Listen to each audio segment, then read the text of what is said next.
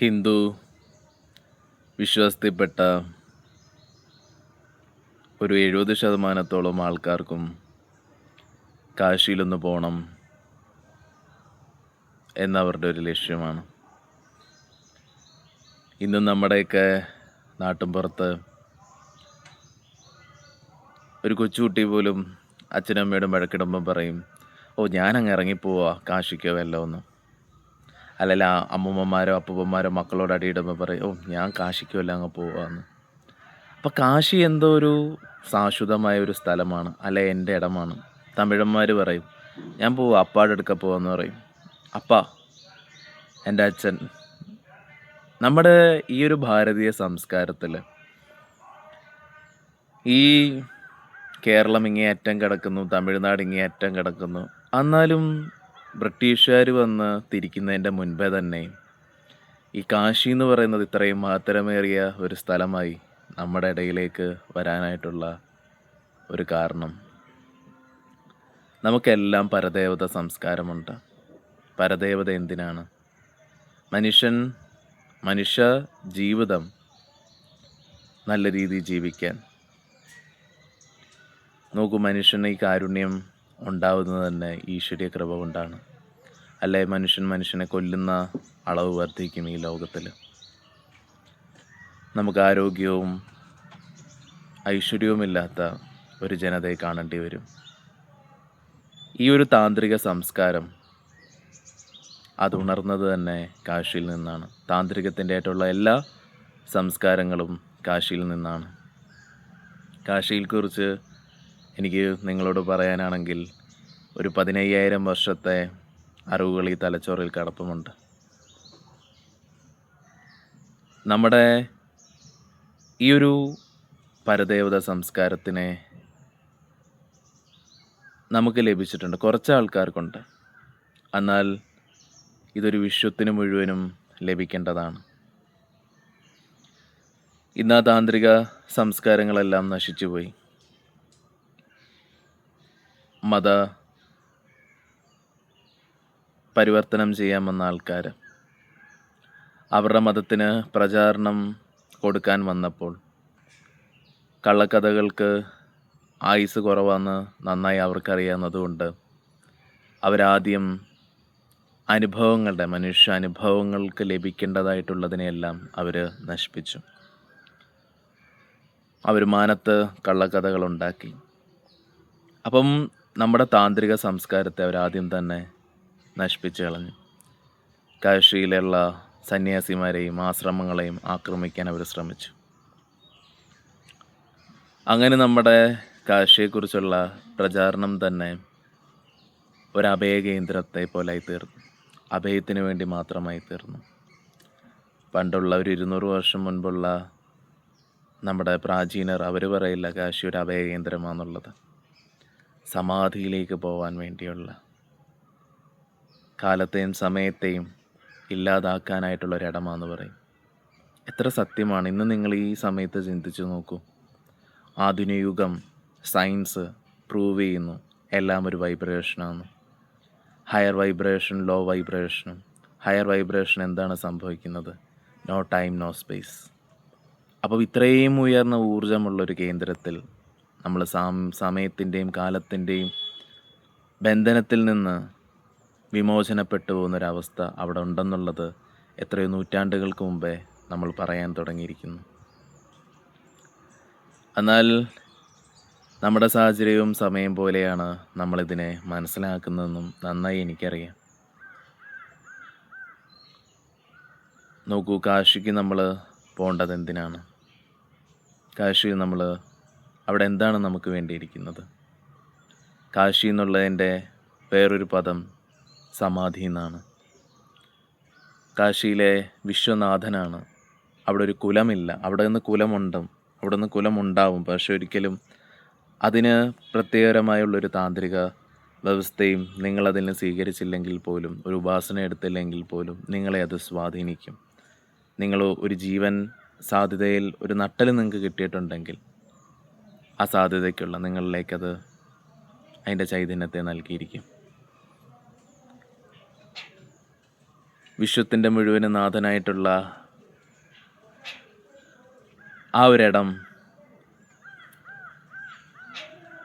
ലോകത്തിന് മുഴുവനും ഒരു കേന്ദ്രമാണ് ശരിക്കും ആധ്യാത്മിക സോഴ്സിനുള്ള. നോക്കൂ, യഥാർത്ഥ സ്വാതന്ത്ര്യം നമ്മുടെ വികാരങ്ങളിൽ നിന്നും നമ്മുടെ സ്ഥിരതയായിട്ട് ഉറയ്ക്കുന്നതാണ്. നമുക്ക് ഒരു രാജ്യമുണ്ടാവാം, കുടുംബമുണ്ടാവാം, ഭരണഘടനയുണ്ടാവാം, എല്ലാം ഉണ്ടാവാം. പക്ഷേ നമുക്ക് സ്വാതന്ത്ര്യമില്ലെങ്കിൽ ഒന്നുമില്ല. ഭരണഘടന രചിച്ച BR അംബേദ്കർ പോലും ഇതല്ലേ പറഞ്ഞത്, യഥാർത്ഥ സ്വാതന്ത്ര്യം മനസ്സിൻ്റെയാന്നുള്ളത്. അതും ഭരണഘടന എഴുതിയ ആളാണ് പറയുന്നത്. ആലോചിക്കുക. നമ്മുടെ സ്വാതന്ത്ര്യം ഒരു വ്യക്തിയിൽ നിന്നോ ഒരു രാജ്യത്തിൽ നിന്നോ ഒന്നും നമുക്ക് സ്വന്തമാക്കാൻ കഴിയില്ല. അതൊരു സാധ്യതയിൽ, നമ്മുടെ ജീവനെ സ്പർശിക്കുന്ന ഒരു സാധ്യതയിൽ ഇരുന്നാൽ മാത്രമേ സാധിക്കുകയുള്ളൂ. സമാധി എന്നുള്ളൊരവസ്ഥയെ അനുഭവിച്ചാൽ മാത്രം നിങ്ങൾക്ക് പറയാൻ കഴിയുകയുള്ളൂ കാശിയുടെ മഹിമ എന്താന്നുള്ളത്. നോക്കൂ, ആധ്യാത്മിക ഗ്രന്ഥങ്ങളും ഋഷിമാരും സിദ്ധന്മാരും ഒന്നും തന്നെ നിങ്ങളെ ബ്രെയിൻ വാഷ് ചെയ്യാൻ നോക്കിയിട്ടില്ല, നിങ്ങളെ ഇൻഫ്ലുവൻസ് ചെയ്യാൻ നോക്കിയിട്ടില്ല. നോക്കൂ, ഏതൊരു പുരാണത്തിൻ്റെയും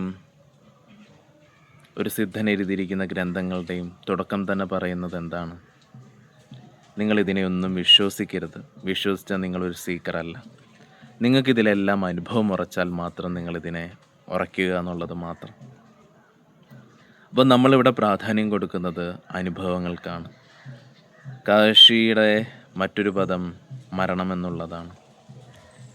എന്നാൽ ഭൗതികപരമായി ജീവിക്കുന്ന മനുഷ്യൻ ഒരിക്കലും മരണത്തെ, ഒരു വ്യക്തിയുടെ മരണം കാണുമ്പോൾ മാത്രം കണ്ണുകളും ബുദ്ധിയും 5 പഞ്ചേന്ദ്രിയങ്ങളുടെ അറിവിലും വിശ്വസിക്കുന്ന ഒരു തലം മാത്രമല്ല, മരണവും ജനനവും ഇല്ലാത്ത ഒരു പ്രക്രിയയുണ്ടെന്നുള്ള തലത്തെ നമ്മൾ അറിയണമെങ്കിൽ നമ്മുടെ ഇല്യൂഷനിൽ നിന്ന് നമ്മൾ മാറണം. അതിനെയാണ് യഥാർത്ഥ സമാധി അവസ്ഥ എന്ന് പറയുന്നത് തന്നെ. അതിനെ ഗുരുജി, അങ്ങനെ സമാധിയൊക്കെ അപ്പോൾ നമ്മൾ കാശി പോയ സമാധി അനുഭവിക്കാൻ പറ്റുമോ? അത് ശ്രീരാമ പരമഹംസൻ സ്വാമി വിവേകാനന്ദന് കൊടുത്തതുപോലെയൊക്കെ നമുക്കങ്ങനെ കിട്ടുമോ എന്നൊക്കെ പലരും ചോദിക്കുന്നുണ്ട്. അവരൊന്നും ഇപ്പോഴും അവരുടെ മുന്നിലുള്ള കണ്ണു തുറന്നുള്ള സാധ്യതയെ കാണാത്തത് കൊണ്ട് മാത്രമാണ്.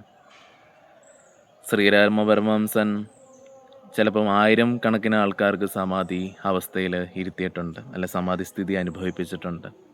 എന്നാൽ സ്വാമി വിവേകാനന്ദനെ പോലെ ഒരാൾക്ക് ആ ഒരു തലത്തെ കൊടുത്തപ്പോഴാണ് അദ്ദേഹം ആ ഗുരുവിൻ്റെ പ്രാധാന്യവും നമ്മുടെ ഭാരതീയ അല്ലെ ഹിന്ദുത്വത്തിൻ്റെ മഹിമയും ലോകമെമ്പാടും എത്തിക്കണമെന്നുള്ള ആ നിശ്ചയദാർഢ്യത്തോടുകൂടി പ്രവർത്തിക്കാൻ ഇറങ്ങിത്തിരിച്ചതും ലോകം മുഴുവനും ശ്രീരാമ മിഷനും ഇത്രയും ഒരു പ്രചാരണം കിട്ടിയതും. ഓരോ ഈവൻറ്റിലും 100 കണക്കിന് ആൾക്കാരെയാണ് സ്വാമി വിവേകാനന്ദൻ അനുഭവിച്ചതുപോലുള്ള സമാധി അനുഭവത്തെ നൽകിയിട്ടുള്ളത് ഞാൻ. എന്നാൽ മലയാളികളായതുകൊണ്ടും അവർക്ക് അവരുടെ കാര്യം മാത്രം എന്നുള്ളൊരു ചിന്ത കൊണ്ടും പ്രചാരണം കിട്ടാത്തത് കൊണ്ട് മാത്രമാണ് സമാധിയെക്കുറിച്ചുള്ള അറിവ് സമൂഹത്തിലെത്താത്തത്. കാശിയിൽ നിങ്ങൾക്ക് വെറുതെ പോയാൽ ചിലപ്പം സമാധി കിട്ടില്ല. പക്ഷെ നിങ്ങളൊരു ഭക്തിയുടെ അങ്ങേ അറ്റത്തെ അർപ്പണത്തോടു കൂടി, ഭക്തി എന്ന് വെച്ചാൽ വെറും ഒരു ടൂറിസ്റ്റ് കേന്ദ്രത്തിൽ പോകുന്ന പോലത്തെ ഭക്തി ആവരുത്. നിങ്ങളുടെ ഹൃദയം കൊണ്ട് നിങ്ങളെ തന്നെ മറന്ന്, നിങ്ങളുടെ എല്ലാ ഇഷ്ടാനിഷ്ടങ്ങളെയും നിങ്ങൾ മറന്ന് അവിടെ ചെന്നാൽ നിങ്ങൾക്കും സാധ്യത കിട്ടും. അവിടെയും ഇരിക്കുന്നത് ഉയർന്നൊരു ഗുരുവും ഒരു ചൈതന്യവുമാണ്. എന്നാൽ നിങ്ങൾക്ക് ഇങ്ങനെയുള്ള സ്ഥലങ്ങളിൽ പോകുമ്പം ആ അനുഭവസ്ഥിതി എപ്പോഴും അത് ലഭിക്കാനായിട്ടുള്ള വേറെ വഴിയാണ് ഗുരുവിൻ്റെ ദീക്ഷ. ഇത് ശിവരാത്രിക്ക് ഒരു പ്രോഗ്രാം നടത്തുന്നതുകൊണ്ട് പറയുകയല്ല, ഞാൻ എൻ്റെ ഹൃദയത്തിൽ നിന്നിത് പറയുന്നതാണ്. ഒരു 8 വർഷങ്ങൾക്ക് മുമ്പ് ഞാൻ കാശിയിൽ ചെന്നപ്പോൾ ഞാൻ കാണുന്ന കാഴ്ച, ഒരു സ്ഥലത്തുണ്ടാവേണ്ടതായിട്ടുള്ള, ഒരു ഊർജ്ജമുള്ള സ്ഥലത്തുണ്ടാവേണ്ടതായിട്ടുള്ള ഗുണങ്ങളൊന്നും തന്നെ അവിടെ ഇല്ല. അത് എല്ലാവരും ഈ അഭയം തേടിപ്പോയതുകൊണ്ട് അവിടെ മൊത്തം കച്ചവട ചിന്താഗതികൾ വന്നു പോയതുകൊണ്ട് മാത്രമാണ്. എന്നാൽ മാറി വരുന്നു എന്നുള്ള വാർത്തകൾ ധാരാളം കേൾക്കുന്നുമുണ്ട്. നോക്കൂ, ഭൗതിക സാഹചര്യങ്ങൾ മാറിയാലും ആത്മീയപരമായുള്ള സ്പർശനമില്ലാതെ ഒരു സ്ഥലത്തിൻ്റെയും ഉയർച്ച ഉണ്ടാവുകയില്ല. കാശി പോലുള്ള ഇടങ്ങൾ, നമ്മൾ മനുഷ്യർ പല ഇടങ്ങളിലും പല രാജ്യങ്ങളിലുമായി പല തൊഴിലുകളിലും ചെയ്ത് ജീവിക്കുന്നുണ്ട്.